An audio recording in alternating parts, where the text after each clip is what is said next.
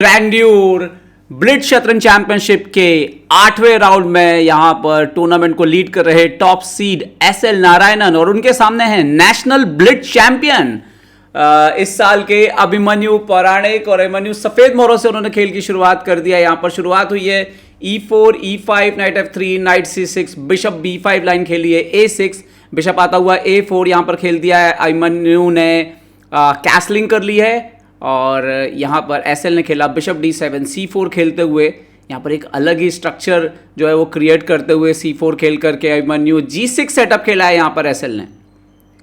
देखते हैं कि यहाँ पर अभिमन्यु जो है वो क्या खेल करके रिप्लाई करेंगे। नाइट C3 नेचुरल है, C3 D4 को जो है उन्होंने नहीं खेला है जो मेन आइडिया खेला जाता है। यहाँ पर उन्होंने खेला है नाइट C3, यहाँ पर आता हुआ bishop G7, bishop into C6, B into C6 यहाँ पर एसएल मारते हुए और अब D4 आते हुए सेंटर पूरी तरीके से लेते हुए डिस्ट्रॉय किया centre, pawn into D4, knight into D4 और एसएल ने निकाला है नाइट F6।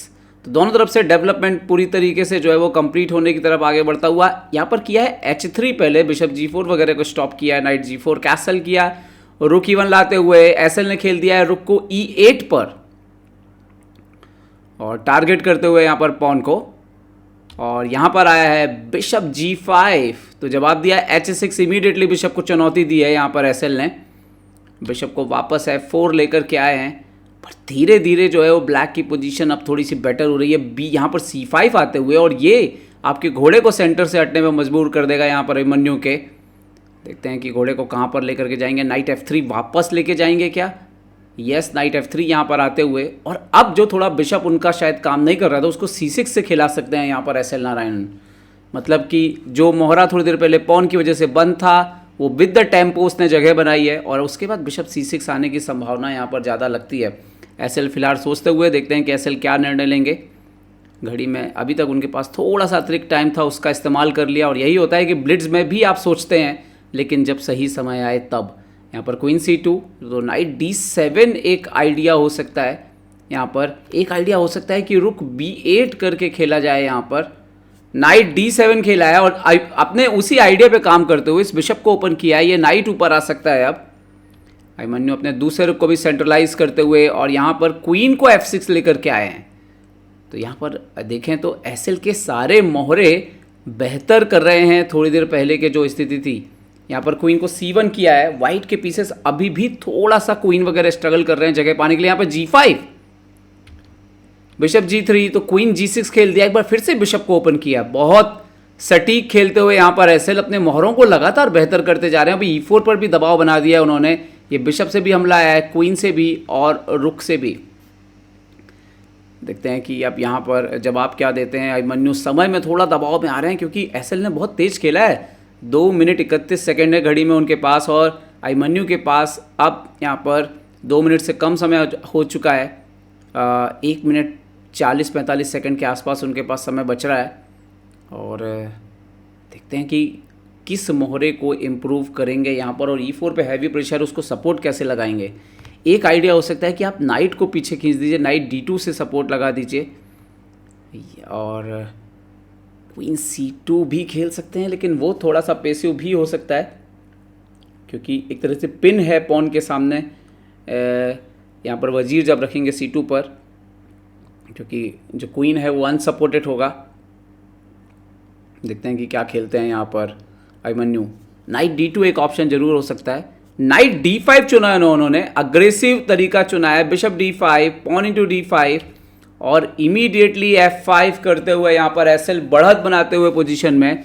अब प्रॉब्लम ये है कि ये पॉन तो बच गया है, जो स्ट्रक्चर जिस पे दबाव आ रहा था सडनली ये बिशप के लिए, ये नाइट के लिए काफ़ी ज़्यादा जो है वो ट्रबल हो सकता है। B3, F4, बिशप को H2 खींचा है और बिशप पूरी तरीके से बंद हो चुका है यहाँ पर अभिमन्यु का।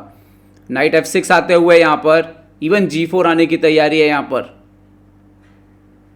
मोहरे काफ़ी ख़राब हो रहे हैं। नाइट इवन E4 पर भी आ रहा है। यहाँ पर खेला है उन्होंने G4 खुद से ही खेल दिया और यहाँ पर एसएल ने खेला H5 जो कि बहुत अच्छा नहीं है। नाइट E4 बेटर होता है यहाँ पर। देखते हैं कि अभिमन्यु क्या जवाब देते हैं यहाँ पर। अभिमन्यु ने खेला H4 जो कि अब उतनी अच्छी चाल नहीं क्योंकि अब नाइट G4 भी आ रहा है बोर्ड पर। शायद वो भी नाइट G5 मारना चाहते हैं लेकिन क्या वाइट का किंग ज़्यादा एक्सपोज नहीं है कंपेयर टू ब्लैक के किंग? और स्पेशली ये बिशप भी जो है वो एक्टिव होने लग जाएगा आफ्टर नाइट G4। तो देखते हैं कि क्या चुनते हैं यहाँ पर। एसएल समय है उनके पास 2 मिनट के ऊपर, अभिमन्यु के पास सिर्फ 40 सेकंड बचे हुए हैं। निश्चित तौर पर 2 सेकंड का इंक्रीमेंट जरूर है, ब्लिट्ज है हम जानते हैं, लेकिन फिर भी दबाव तो रहता ही है। शक्ति ग्रैंड्यूर ब्लिट्ज टूर्नामेंट 9.0 का ये 8वां राउंड। यहाँ पर night into G4, night into G5, bishop D4 पर आता हुआ, F2 के पॉन पर जो है वो दबाव बनता हुआ, और समस्याएं मेरे ख्याल से काफ़ी बढ़ चुकी हैं यहाँ पर अभिमन्यु की इस पोजीशन में। G5 पे नाइट गया जरूर है, लेकिन उसकी मदद के लिए कोई वहाँ पर है नहीं, और स्थिति थोड़ी सी गंभीर हो चुकी है, क्योंकि F2 को बचाना जो है वो एक मुश्किल टास्क हो सकता है। और समय कम होता हुआ 14 सेकेंड, थोड़ी देर में 10 सेकेंड के नीचे आ जाएगा समय यहाँ पर।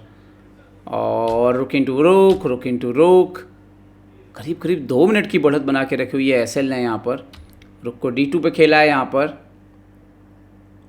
बट देखते हैं कि क्या खेलेंगे यहाँ पर। इवन नाइट F2 और रुक E2 भी आ सकता है अंदर।